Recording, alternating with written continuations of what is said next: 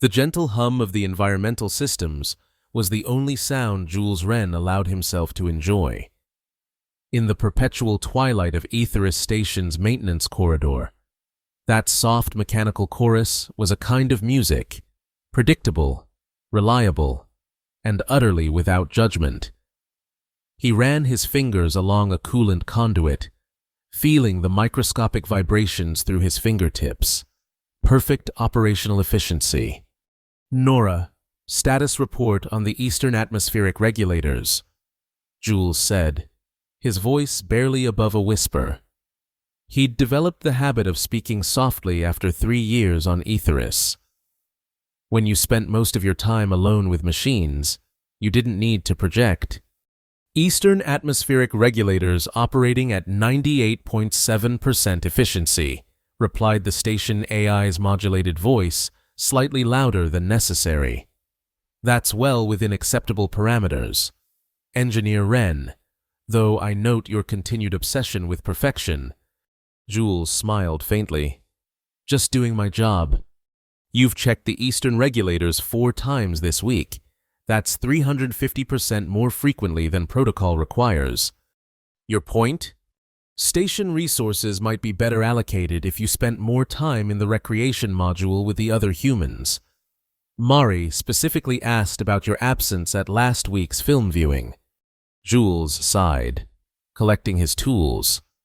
"Mari gossips, and the other engineers are perfectly capable of watching historical dramas without me. Social interaction is recommended for optimal human functioning. So is efficient life support, which is what I provide." Jules tapped his tablet, marking the inspection complete. "Speaking of which, the Southern Corridor junction needs realignment."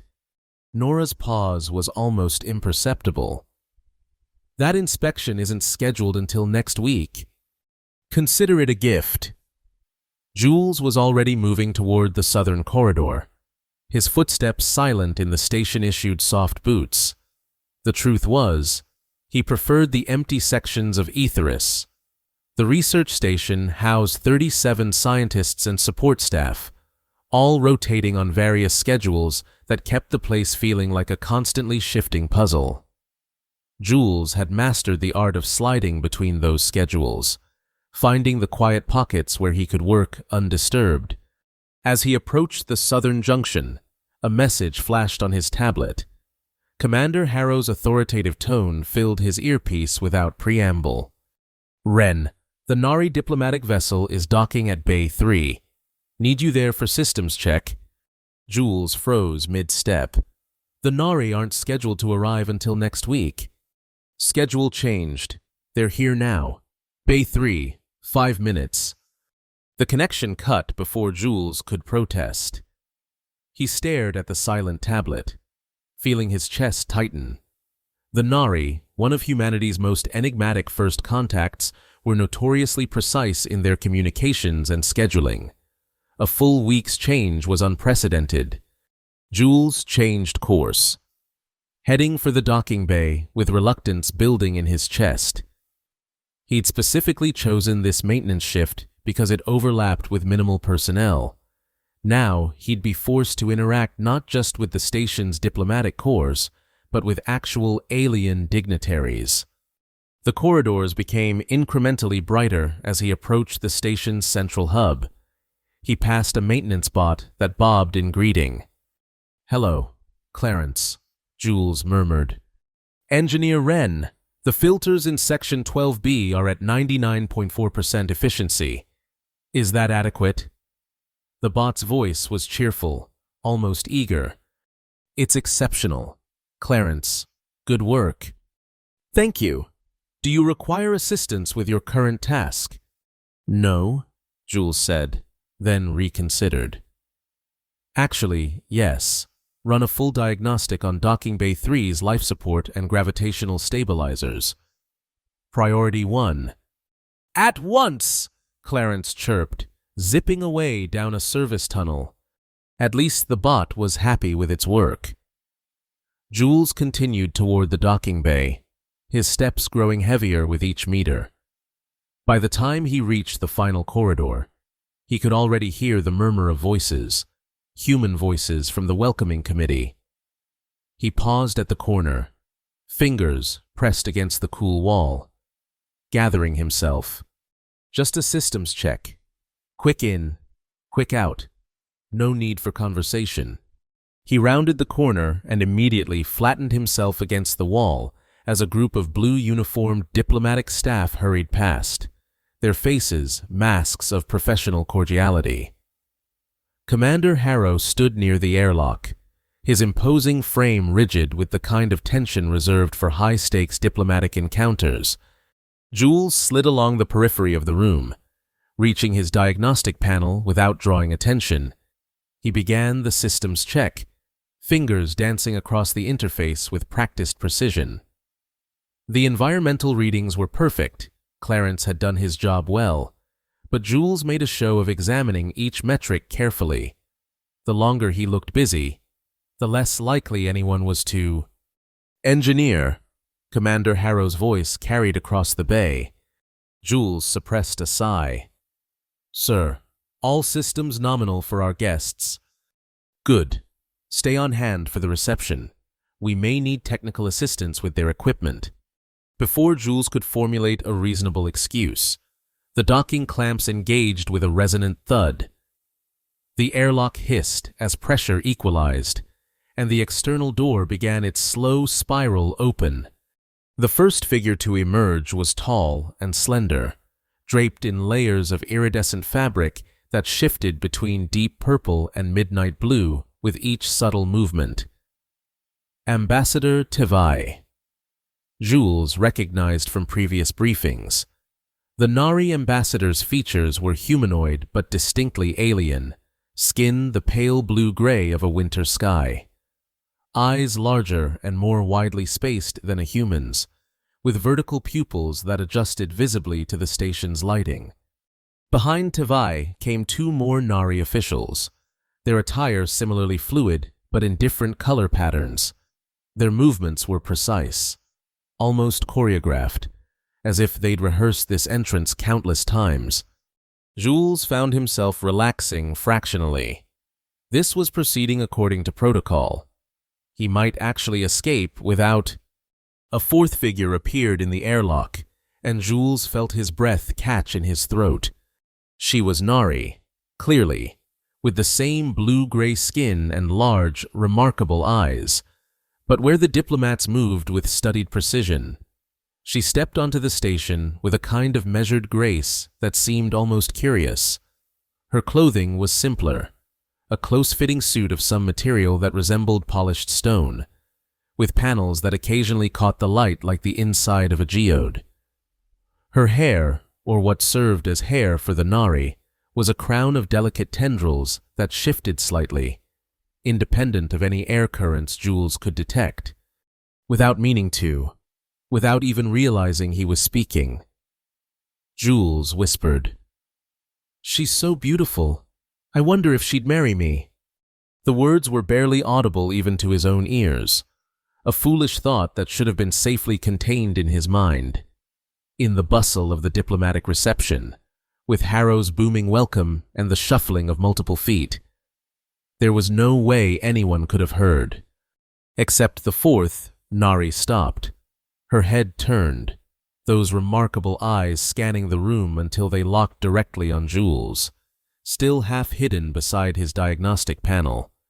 The corner of her mouth lifted in what might have been a smile.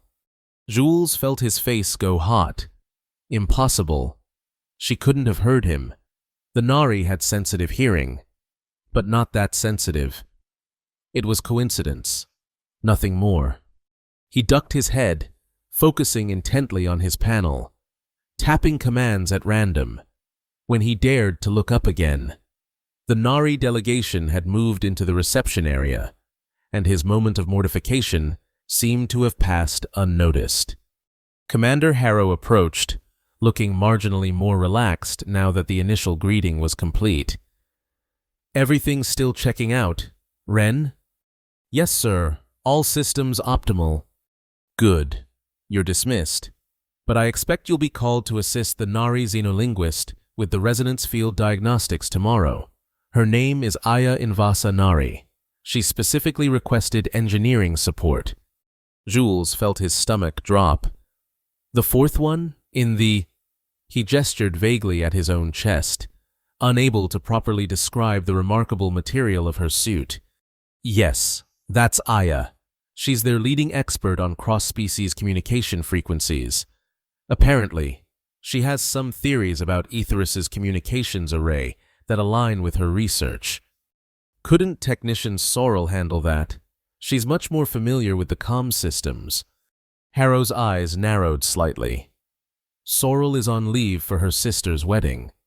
You're the senior engineer on duty. Is there a problem, Ren? No, sir. No problem. Jules managed to keep his voice steady, though his heart was hammering so hard he was certain the commander must hear it. 0800 hours, Lab 4. Don't be late. Harrow turned away, clearly considering the matter settled. Jules waited until the commander was well out of sight before allowing his forehead to rest against the cool surface of the diagnostic panel. This was a disaster. Somehow, he would have to face the alien woman he'd just inadvertently propositioned, pretend nothing had happened, and professionally assist with whatever resonance field research she was conducting. The maintenance bot Clarence whirred up beside him. "Engineer Wren, your heart rate is elevated. Are you unwell?" "I'm fine, Clarence," Jules murmured, straightening up, just contemplating the intricate complexities of human error. "Oh, would you like me to run a probability analysis of error types based on your current assignment?" Despite everything, Jules found himself smiling. "No thanks. Some errors defy probability. Let's go check those filters in Section 12B instead." As he walked away from the docking bay, Jules couldn't shake the feeling that those large, alien eyes were still watching him, seeing straight through his carefully constructed solitude. Jules arrived at Lab 4 at precisely 0747 hours the next morning. 13 minutes early. He'd barely slept, cycling through increasingly mortifying scenarios about the day ahead. The most rational conclusion was that the Nari xenolinguist couldn't possibly have heard his whispered words. The most terrifying conclusion was that she had heard, understood, and would report him for inappropriate conduct. The lab was empty when he arrived, its lights automatically brightening as he entered. He busied himself checking the resonance field equipment, a specialized array of sensors and harmonic generators that the station used primarily for deep space communications. Jules understood the technical aspects. The equipment created fields of precisely modulated energy that could carry data across vast distances more efficiently than conventional signals, but the theoretical underpinnings were outside his expertise. At exactly 0800 hours, the lab door slid open. Jules straightened up, trying to look professionally engaged rather than paralyzed with social anxiety. Aya Invasa Nari entered, and Jules immediately realized that his memory hadn't exaggerated her presence. If anything, in the clinical light of the lab, she was even more striking. The stone-like material of her fitted suit caught the light differently here, revealing subtle patterns that reminded Jules of circuit pathways. "Engineer Jules Wren," she said, her voice melodic but precise. "You are the human who whispers proposals to strangers." Jules felt the blood drain from his face.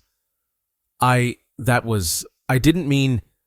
It was unexpected," she continued, setting down a case of equipment on the central workstation. Nari courtship typically begins after at least 4 formal resonance compatibility assessments. He stared at her, unable to formulate a response that wouldn't dig him deeper into this catastrophe. Her head tilted slightly. "You're experiencing distress. Is acknowledging the whisper a violation of human social protocol?" Jules swallowed hard. "It was inappropriate. I apologize. It wasn't meant to be heard." Yet you spoke it aloud. Sometimes humans say things we don't intend others to hear. Private thoughts that escape. Aya considered this, the tendrils of her hair-like crown shifting subtly. Fascinating. Vocalization without communication intent. She began unpacking her equipment with efficient movements. The Nari do not experience this phenomenon. All vocalization is purposeful. Jules felt a fraction of his tension ease. She seemed more interested in the anthropological aspect than offended by the content. So you never just think out loud? We think inside. She tapped her temple with a slender finger. We speak outside. She gestured to her mouth. The boundary is absolute. That sounds efficient. A slight curve appeared at the corner of her mouth, that same almost smile he'd seen at the docking bay. It is, though I find the human approach intriguing from a research perspective. She activated a handheld device that emitted a soft, pulsing glow. Your whisper registered on frequencies most humans cannot detect, yet you produced it naturally. This aligns with my research. Your research involves whispers? My research involves the frequency ranges of emotional communication across species. The Nari communicate certain emotional states through resonance fields that humans would classify as subaudible. Yet, yesterday, your whisper contained harmonic overtones in precisely that range. She looked at him directly. It's why I heard you when others did not. Jules felt his scientific curiosity reluctantly engaging, despite his embarrassment. You're saying I accidentally spoke on a Nari emotional frequency? Precisely. And the content of your whisper aligned with the emotional frequency, what we call the pair bond initiation resonance. She held up her device. With your permission, I would like to record your vocal patterns while you assist me with the station's resonance field array. It may prove valuable to my research. Jules hesitated. On one hand, he was being offered a professional way forward that might actually obscure his initial mortification. On the other, he was essentially being asked to become a research subject for alien study. What exactly would that involve? You would perform your normal engineering duties while wearing this. She held up what looked like a slender silver collar.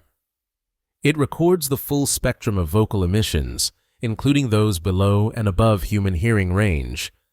It seemed harmless enough, and certainly better than the alternatives his imagination had conjured overnight. All right. She approached, standing perhaps closer than human social norms would dictate as she fastened the device around his neck.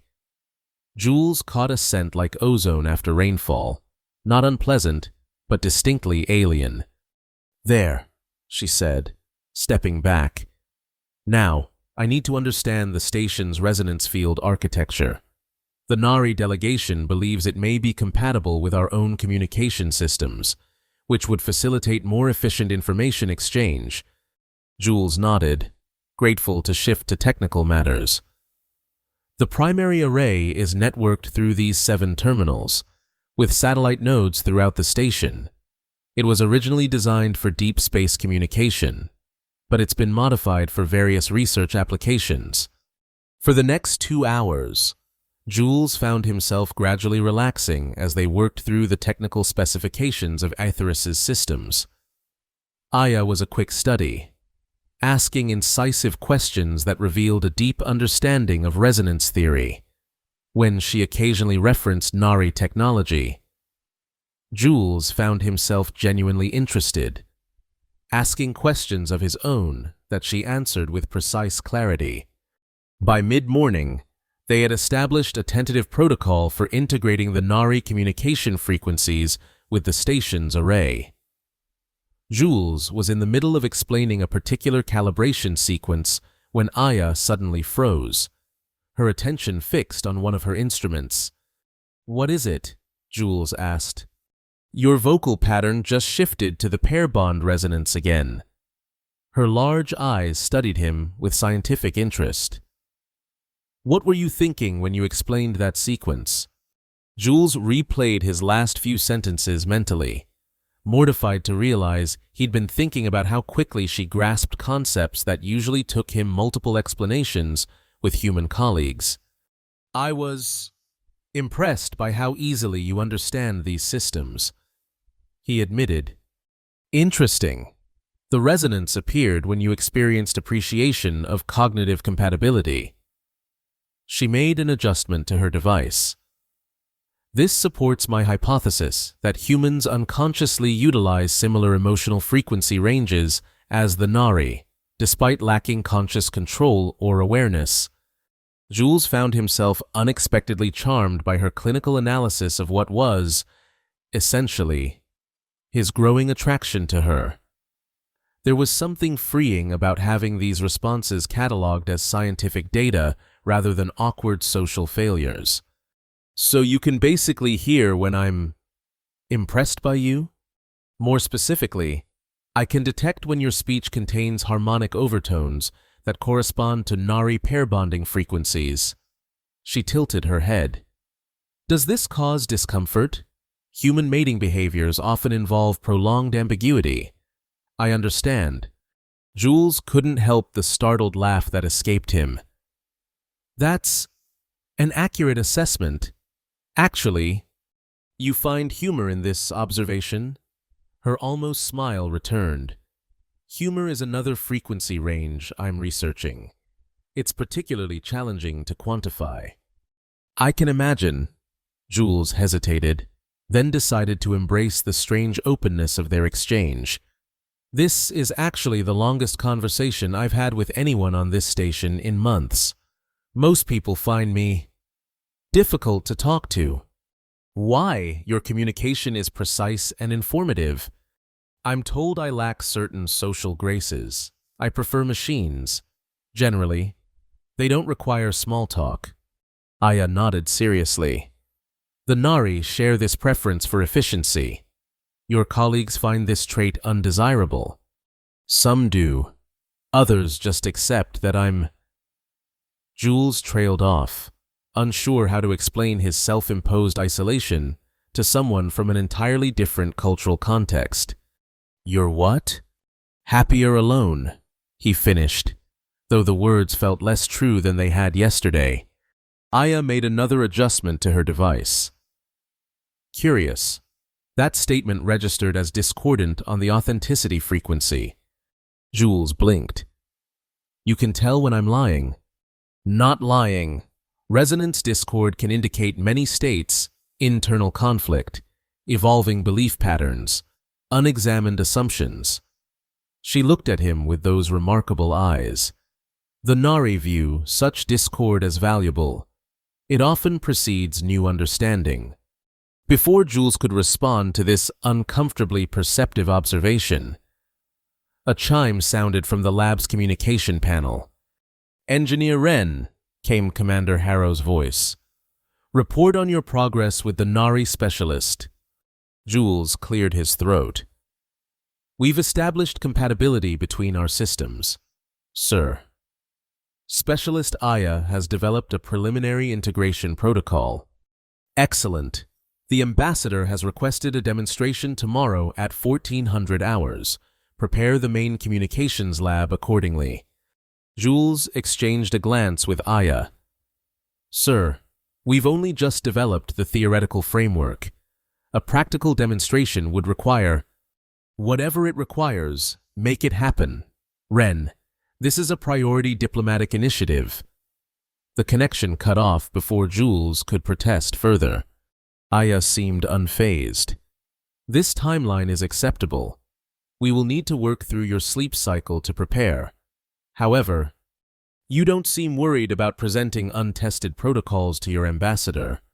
Tavai requested the accelerated timeline after my initial report this morning.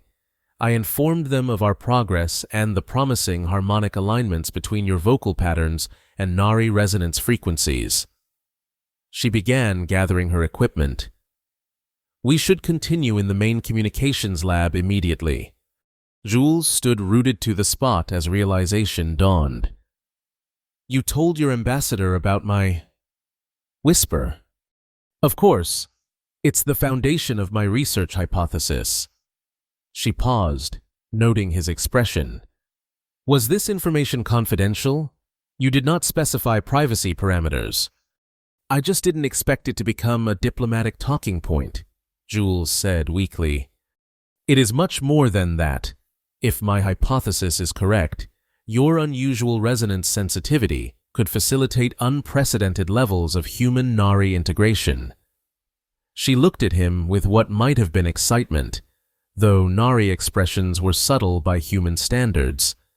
You may be uniquely compatible with Nari communication methods, Jules Wren. As they gathered their equipment to relocate to the main lab, Jules found himself wondering how, in the span of 24 hours, his whispered moment of madness had apparently transformed him from the station's most antisocial engineer into the centerpiece of an interspecies communication breakthrough. And somehow, despite the impending stress of a diplomatic demonstration and the discomfort of becoming a research subject, he couldn't bring himself to regret it. The next 18 hours passed in a blur of calibrations, test sequences, and increasingly complex resonance field manipulations.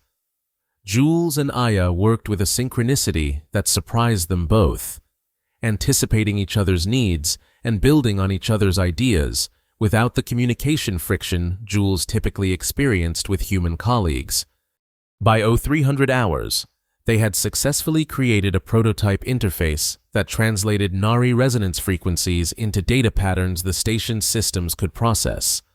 By 0700, they had reversed the process, allowing station outputs to generate harmonic fields that Aya could interpret as nuanced Nari communication. This exceeds my projected outcomes, Aya said as they watched a visualization of the resonance fields rippling across the lab's main display. The patterns were beautiful, concentric waves of light that pulsed and flowed like bioluminescent ocean currents. Jules nodded, too exhausted to fully articulate his own amazement. They had barely spoken for the past few hours, working in a comfortable silence broken only by technical observations and the occasional request for assistance. You require rest, Aya observed, studying him with those penetrating eyes. Your species' dependence on regular unconsciousness is inefficient. Says the alien who hasn't stopped working for almost a full day, Jules countered, rubbing his eyes. The Nari physiological restoration cycle is different. I will process accumulated cellular waste products after the demonstration. She tilted her head. That was humor, yes. A comparative observation of biological differences for entertainment purposes. Jules found himself smiling despite his fatigue. Yes, that was an attempt at humor. Not a very good one. I found it acceptable. Her almost smile appeared. Your humor resonates at frequencies similar to certain Nari social bonding patterns. Is that a compliment or more research data? Both, perhaps. She turned back to the display, making a final adjustment. The integration is stable. We should deactivate the system until the demonstration to conserve energy and prevent pattern degradation. Jules nodded and began the shutdown sequence. As the beautiful waves faded from the display, he felt an unexpected pang of loss. It's remarkable, he said quietly. I've worked with this technology for 3 years, and I've never seen it do anything like this. The equipment was always capable. It required only the correct input parameters. Aya was watching him rather than the dimming display. Many systems contain untapped potential that emerges only through unexpected combinations.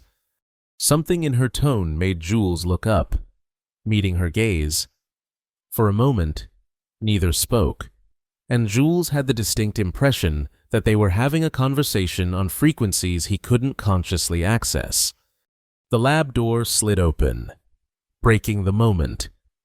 Commander Harrow entered, looking fresh and alert in a way that made Jules acutely aware of his own disheveled state after working through the night. Progress report. Wren. Jules straightened, summoning his professional demeanor. The integration protocol is complete and tested. Sir, we're ready for the demonstration at 1400 hours. Harrow looked pleasantly surprised. Excellent work. I didn't expect such rapid results. He turned to Aya with a respectful nod. Your expertise is impressive. Specialist in Vasa. Engineer Wren's resonance sensitivity was the key factor. Aya replied, his vocal patterns naturally align with Nari communication frequencies, which allowed us to identify the critical integration parameters. Harrow's eyebrows rose fractionally. Is that so? Well, it seems you've found your calling. Wren, perhaps we should assign you to all our Nari interactions going forward. Jules managed a tired smile. Happy to be of service, sir. Get some rest before the demonstration. You look like you've been wrestling with the station's gravitational regulators. Harrow departed with the brisk efficiency that characterized all his interactions. You should sleep now, Aya said once the commander had gone. I will make final preparations and meet you at 1330 hours. Jules nodded, suddenly aware that his eyes were struggling to stay open. What about you? I will continue working. There is an additional component to prepare. She began arranging a new set of equipment on one of the workstations.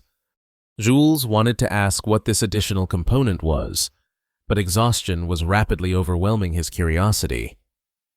All right, 1330 hours. As he made his way back to his quarters, Jules found himself thinking about Aya's words regarding untapped potential and unexpected combinations.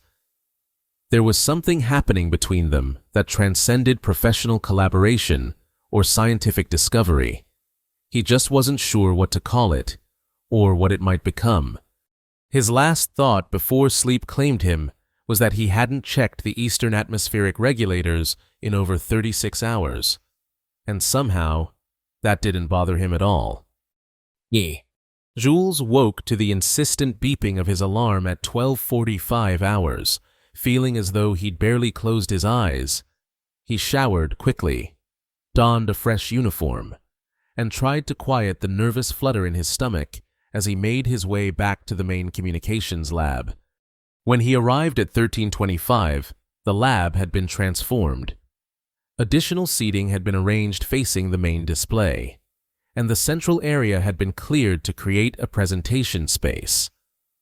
Aya was already there, looking as collected and pristine as ever, adjusting a new piece of equipment that Jules didn't recognize. What's that? He asked, approaching her workstation. A harmonic array, she replied. It will allow us to demonstrate the full spectrum of resonance field integration, including the emotional frequency bands. Jules eyed the device warily. It resembled a circular platform surrounded by slender, crystalline pillars. That wasn't part of our original protocol. It's a necessary addition.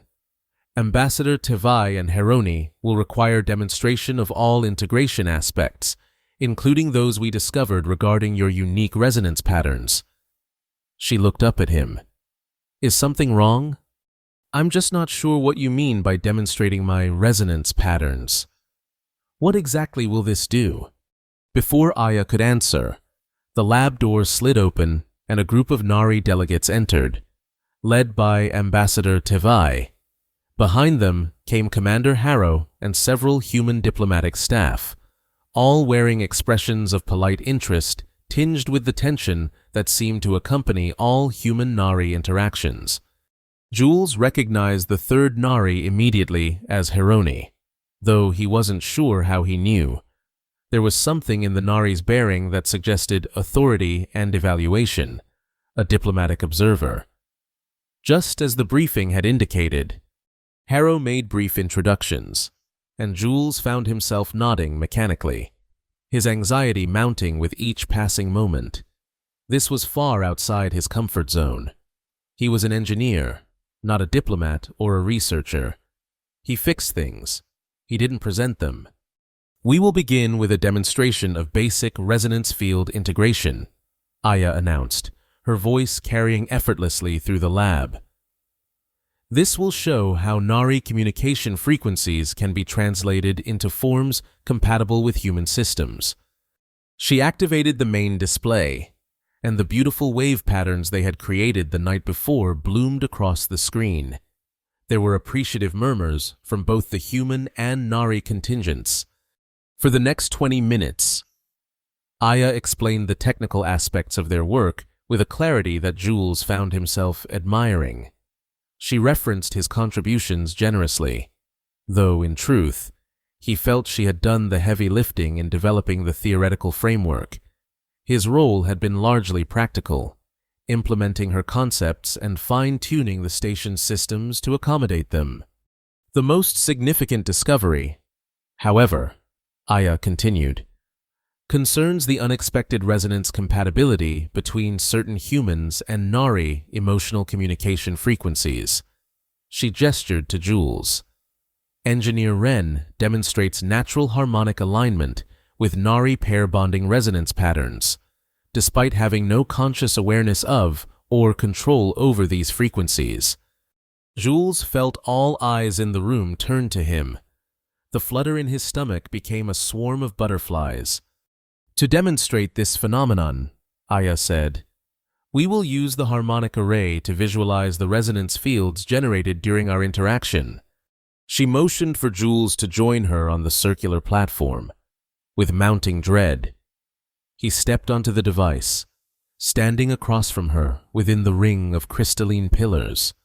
The array will amplify and display the natural resonance fields we generate, Aya explained to the audience. In most human-Nari interactions, these fields remain discordant or entirely separate. However, with Engineer Ren, we observe a unique synchronization pattern. She activated the device, and the crystalline pillars began to emit a soft, pulsing light. Jules felt a subtle vibration through the soles of his boots, not unpleasant, but distinctly noticeable. Now, Aya said, turning to face him directly, we will engage in simple conversation to demonstrate the phenomenon. Jules, please describe your work on Aetheris. Put on the spot. Jules cleared his throat. I maintain the station's environmental and communication systems, ensuring optimal functionality for the research teams and support staff. He was painfully aware of how stiff he sounded, how formal in his discomfort. As he spoke, the space between them began to fill with visible waves of light, Jules's patterns a steady blue, Aya's a deeper violet. They remained separate, flowing around each other without merging. Now, Aya continued, please describe our work together over the past day. Jules took a breath, trying to focus on the technical aspects rather than his awareness of being observed. We developed an integration protocol that allows Nari resonance frequencies to be processed by the station's communication array. The breakthrough came when we identified the harmonic overtones that bridge the gap between our different communication methods. As he spoke about their collaboration, something changed in the visual display. The blue and violet waves began to touch, creating small eddies of blended color where they intersected. There were murmurs from the Nari delegation. Heroni leaned forward, clearly intrigued. And what do you find most significant about this discovery? Aya asked, her voice taking on a softer quality than Jules had heard before. The question caught him off guard. He'd been prepared to discuss technical specifications, not subjective impressions. But something in Aya's gaze encouraged honesty. I think, he began, then paused, finding his real answer. I think the most significant aspect is that it happened by accident. A whispered thought led to a connection neither of us was looking for, but that might change how our species communicate. He smiled slightly. It makes me wonder how many other connections we miss because we're not listening on the right frequencies. The effect on the harmonic display was immediate and dramatic. The separate blue and violet waves surged toward each other, intertwining in complex patterns that pulsed with a new, unified rhythm. Where they merged, the colors shifted to a luminous indigo that spread outward, filling the space between them with a shimmering field of light. The Nari delegation was now openly reacting, with Tevai and Hironi exchanging rapid comments in their own language. Even the human diplomats seemed impressed, though Jules suspected they didn't fully understand the significance of what they were seeing. "This," Aya said, her voice carrying a note of what might have been triumph, "is perfect resonance synchronization, a phenomenon previously observed only between Nari who share deep empathic bonds.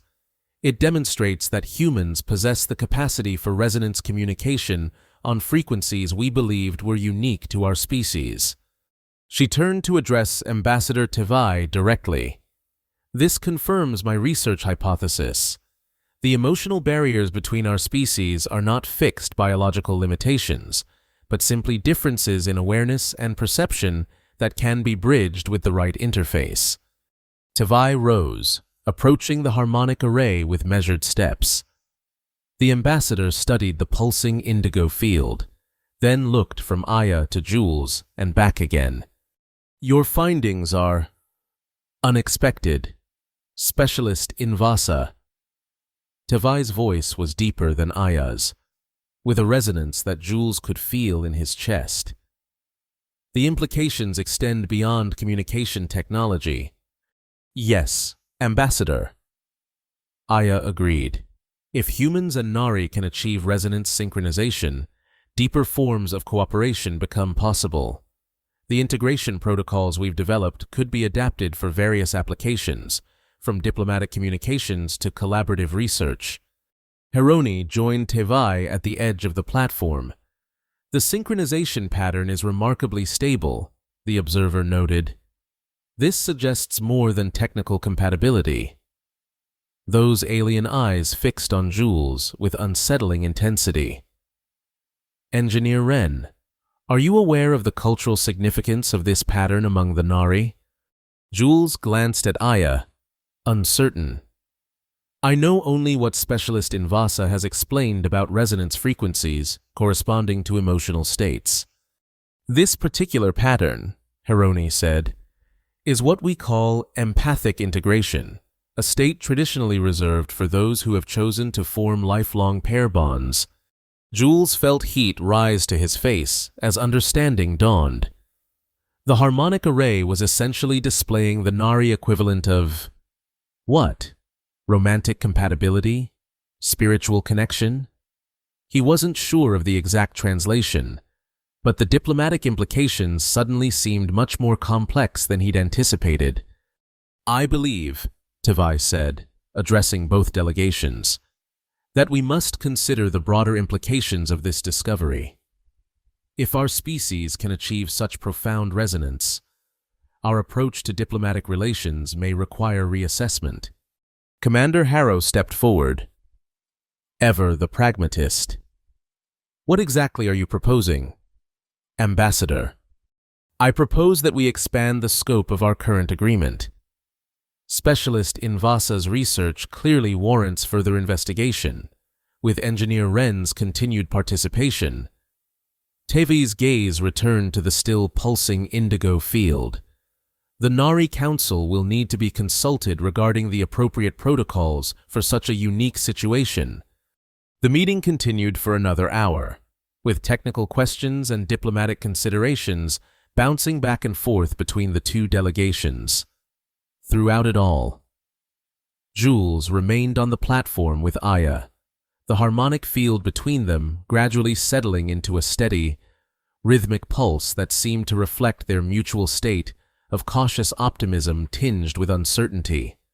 When the delegations finally departed, leaving them alone in the lab, Jules let out a long breath he hadn't realized he'd been holding. "So," he said, as Aya deactivated the harmonic array. Empathic integration, huh? You might have mentioned that particular detail before putting me on display. Would you have agreed if I had explained the full cultural context? She asked, her almost smile making a brief appearance. Probably not, Jules admitted. I would have assumed it was too significant to risk in a diplomatic setting. Precisely why I focused on the scientific aspects. She began carefully disassembling the array. However, I did not anticipate the strength of our synchronization. It exceeded even my most optimistic calculations. Jules helped her with the equipment, mulling over the implications. So what happens now? Tavai mentioned appropriate protocols for our situation. The Nari Council will determine whether our resonance compatibility warrants formal recognition and continued study. Aya's hands paused in their work. In traditional Nari society, individuals who demonstrate such compatibility would be permitted extended cohabitation to develop their empathic bond. Jules nearly dropped the crystal pillar he was carefully removing. Cohabitation? As in shared living space? Yes. The Nari believe that resonance bonds strengthen through proximity and regular interaction. She tilted her head, studying his reaction. This causes discomfort? It's just unexpected. 24 hours ago, I was checking atmospheric regulators and avoiding human contact. Now I'm apparently in some kind of alien-engaged relationship that might require me to change my living arrangements. Aya considered this. Your life trajectory has indeed shifted significantly. Do you regret the whisper that initiated this process? Jules looked at her, really looked at her, taking in the delicate crown of tendrils that framed her face, the large eyes that seemed to see straight through his carefully constructed walls, the subtle curve of her mouth that hinted at humor and intelligence in equal measure. No, he said, simply. I don't regret it. The almost smile bloomed into something fuller, a genuine expression of pleasure that transformed her features. I am gratified by this response. They finished dismantling the equipment in comfortable silence. As they were storing the last components, Aya's communication device chimed. She read the message, her expression revealing nothing to Jules's human perception. The council has responded with unusual speed, she said, looking up. They have approved an empathic integration study period of 60 days, with all necessary accommodations to be provided by Aetheris Station. Jules blinked. That was fast. The potential diplomatic advantages are significant, and Nari do not procrastinate when optimal paths are clear. She tucked the device away. Commander Harrow has already approved the arrangement. Your quarters will be adapted to Niari environmental standards by this evening. My quarters, not a research lab or special facility. Authentic resonance patterns emerge most reliably in natural living conditions, Aya explained. A laboratory setting would introduce variables that might contaminate the data. Jules ran a hand through his hair, trying to process the rapid developments.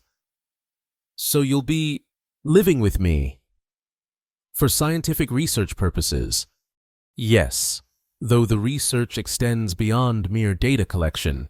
The Nari Council is interested in whether sustained proximity will deepen our resonance synchronization, potentially opening new pathways for human Nari understanding. No pressure, Jules muttered, earning another almost smile from Aya. Pressure is irrelevant.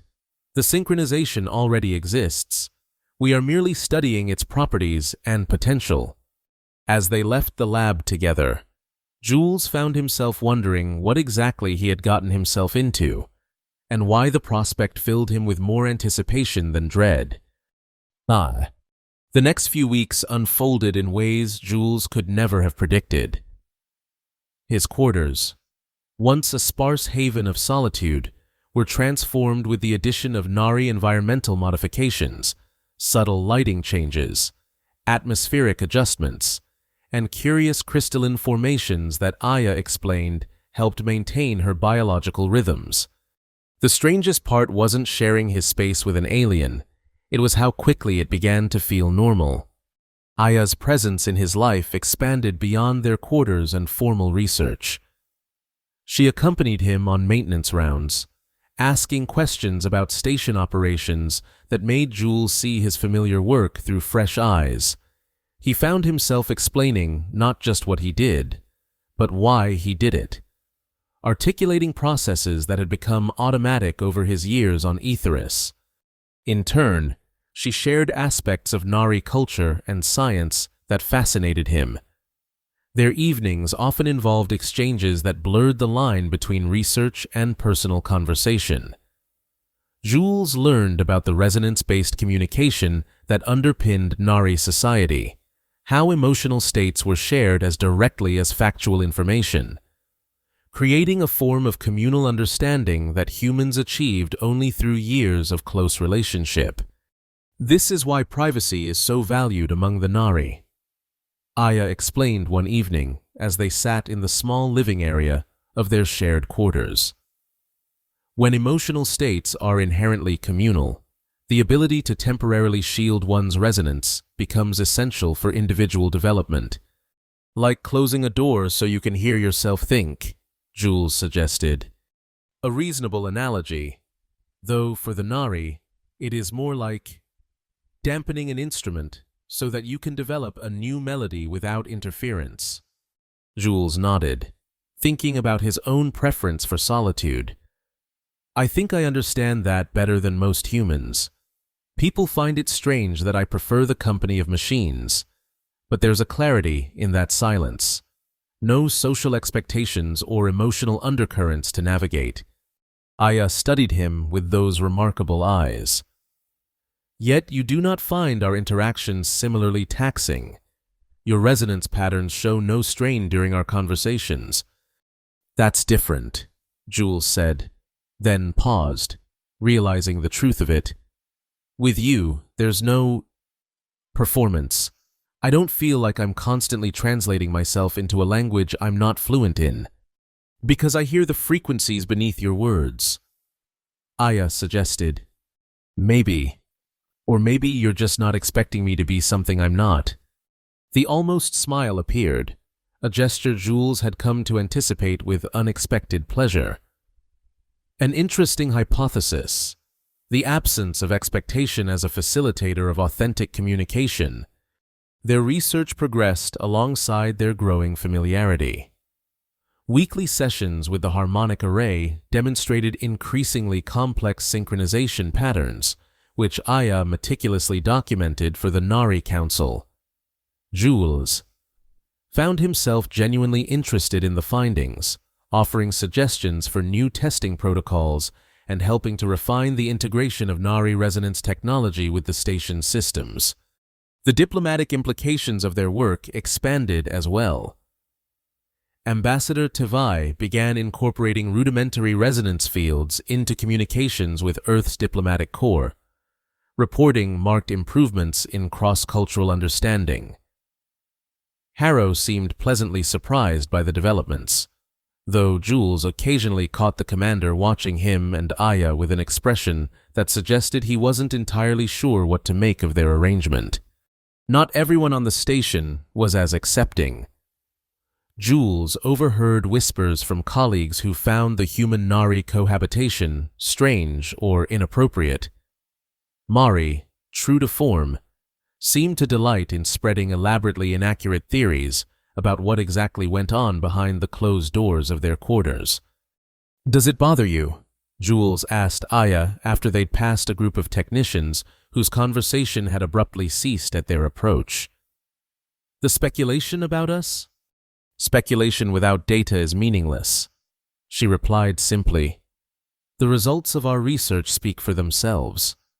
Jules wished he could adopt her pragmatic detachment, but the human gossip network rankled in ways he hadn't anticipated. It wasn't the first time he'd been the subject of station talk. His antisocial tendencies had always generated commentary, but this felt more personal. somehow more intrusive. The irony wasn't lost on him that after years of cultivating isolation, he now found himself irritated by others' disinterest in the truth of his closest relationship. Relationship. The word surfaced in his mind with surprising frequency these days, carrying implications that extended beyond their official research parameters. There was no denying that his feelings for Aya had evolved beyond scientific curiosity or diplomatic duty.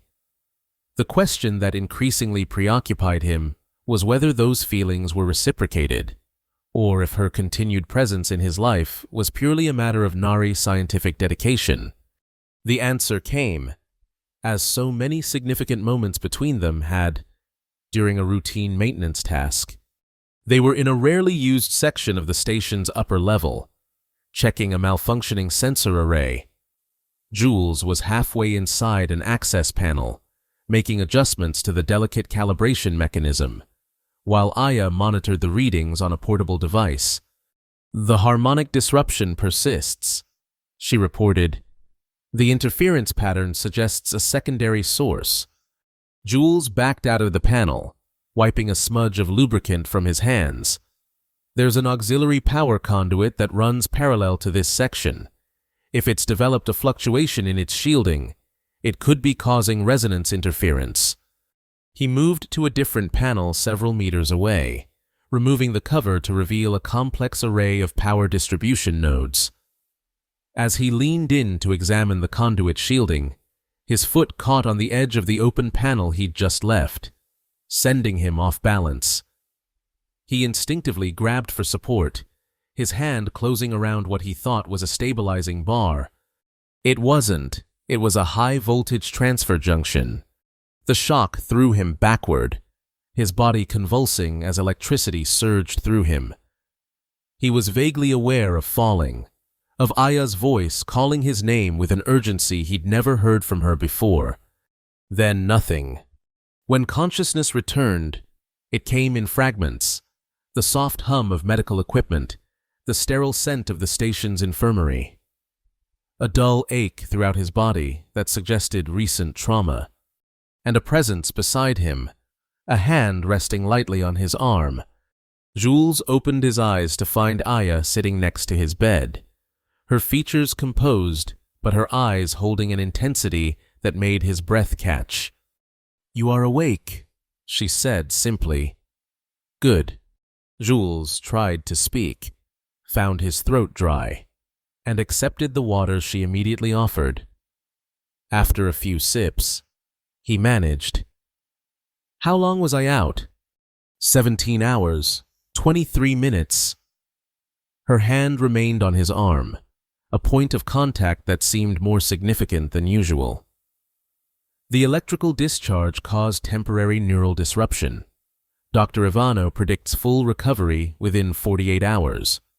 Jules nodded, wincing at the movement. "I made a rookie mistake. Should have checked the junction status before grabbing it." Yes, it was uncharacteristically careless. There was an edge to her voice that Jules couldn't quite identify. "Your attention parameters were suboptimal. Are you angry with me?" Aya was silent for a moment, the tendrils of her crown shifting in a pattern Jules had come to associate with internal processing. "I experienced a resonance disruption when you were injured. It was unexpected in its intensity." Jules studied her face, trying to read the subtle cues he'd been learning over their weeks together. "You were worried about me." "Concern is a rational response to a research subject's potential incapacitation," she said, but the words lacked her usual conviction. "Is that all it was? Rational concern for the experiment?" The almost smile appeared, tinged with something new. "You are attempting to elicit an emotional confirmation." "Maybe I am." Jules found himself smiling despite the lingering pain. "Maybe I'm wondering if these resonance patterns we've been studying go both ways." Aya's hand moved from his arm to his face, her cool fingers tracing the line of his jaw with careful precision. The Nari do not typically verbalize emotional states that are already communicated through resonance. It is considered redundant. Humor me. We humans sometimes need things spelled out. Her expression softened, the almost smile blooming into something fuller. Very well. My resonance disruption upon your injury exhibited all characteristics of the deep bond distress pattern. In human terms, I believe this would translate as profound emotional attachment. Profound emotional attachment, Jules repeated, his smile widening. That's the most romantic thing anyone's ever said to me. A sound escaped Aya that Jules had never heard before, a melodic trill that he realized with delight was laughter. Your definition of romance requires calibration. Jules Rennes. Probably, he agreed. I haven't had much practice. Perhaps we should expand our research parameters to include this domain. The formal phrasing couldn't disguise the warmth in her voice, and Jules found himself reaching for her hand, twining his fingers with hers in a gesture that bridged their different anatomies. I'd like that, he said simply. Dr. Ivano chose that moment to enter, pausing briefly at the sight of their clasped hands before proceeding with professional detachment to check Jules's vital signs.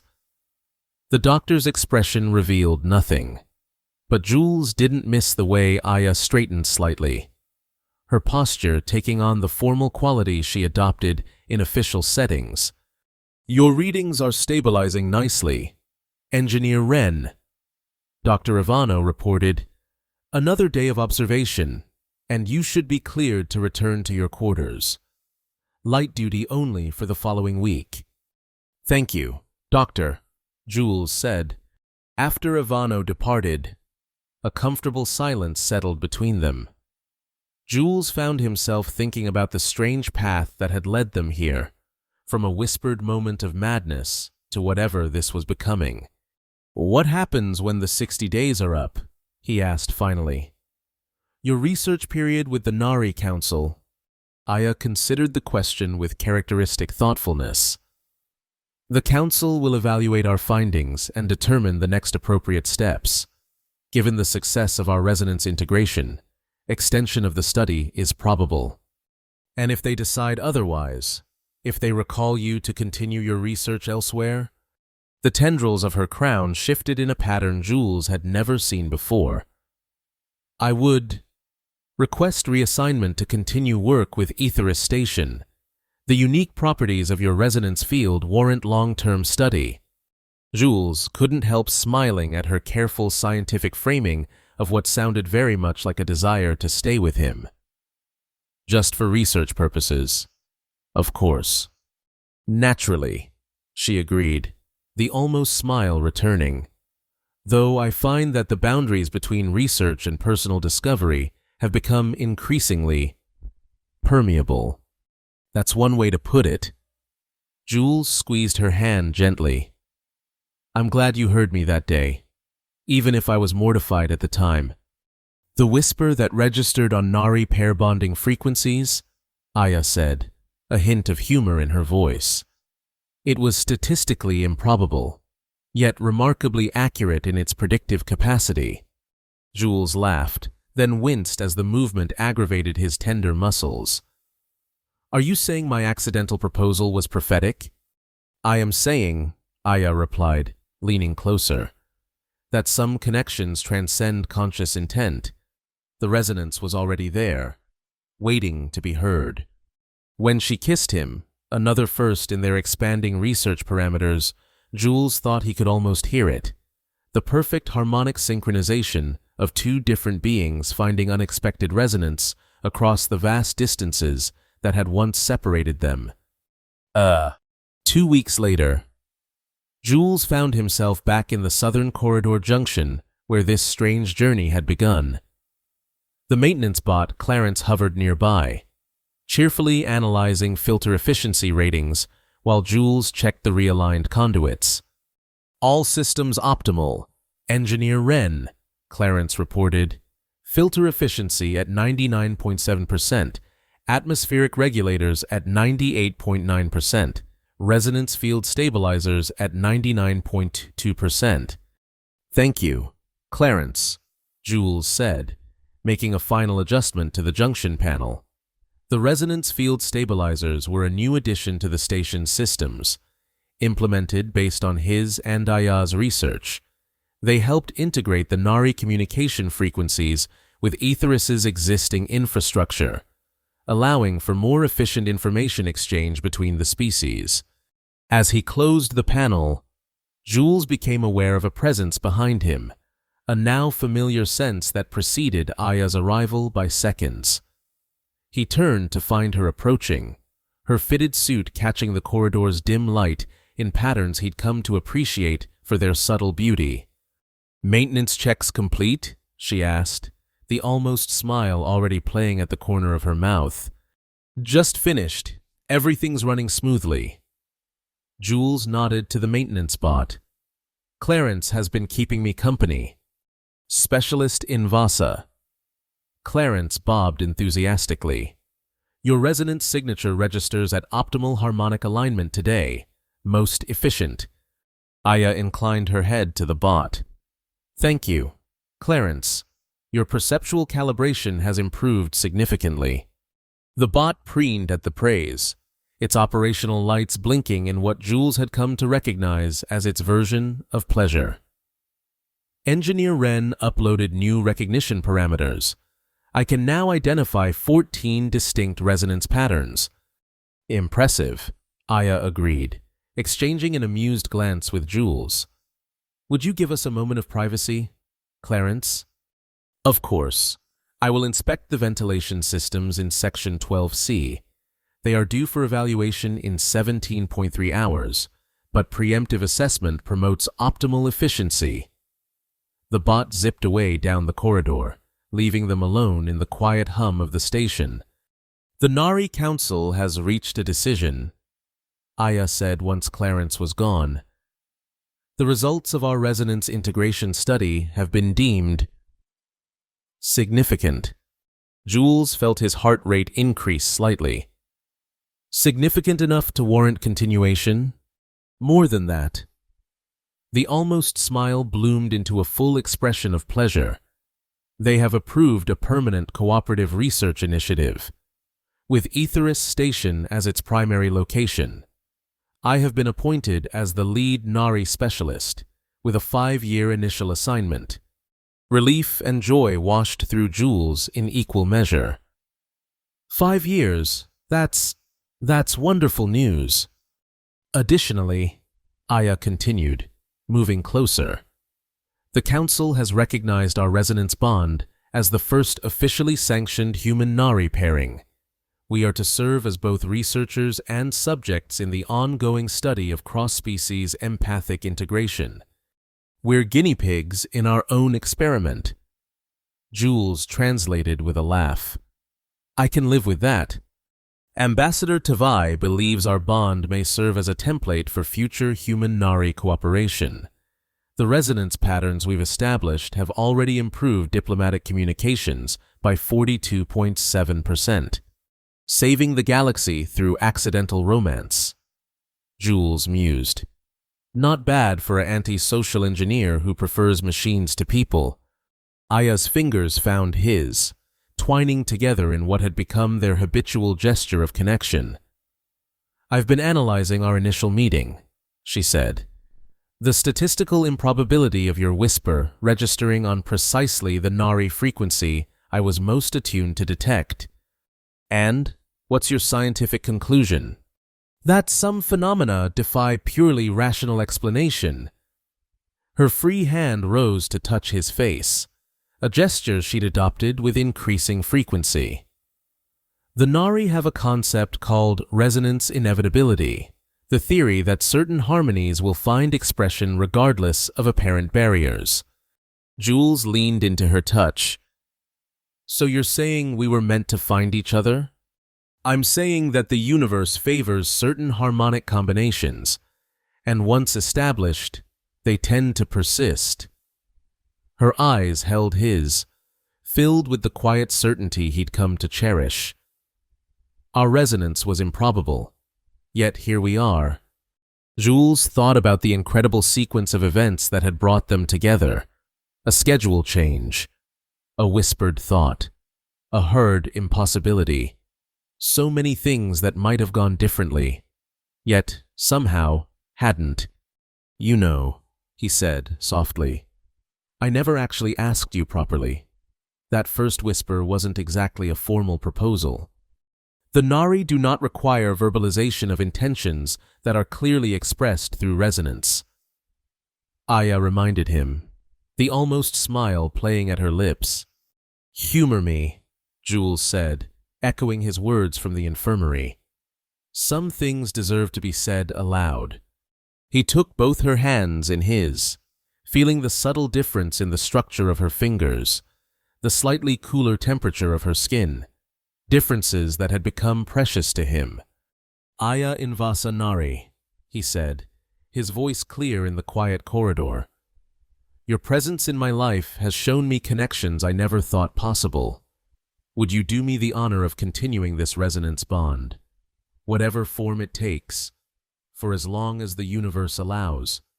The almost smile became a full expression of joy, transforming her features in a way that still took his breath away. Jules Wren, she replied. I already have. And in the gentle hum of Aetheris Station, surrounded by the machines he'd once preferred to people, Jules found himself exactly where he was meant to be, in perfect resonance with the one being in the universe who had heard what wasn't meant to be heard, and answered anyway.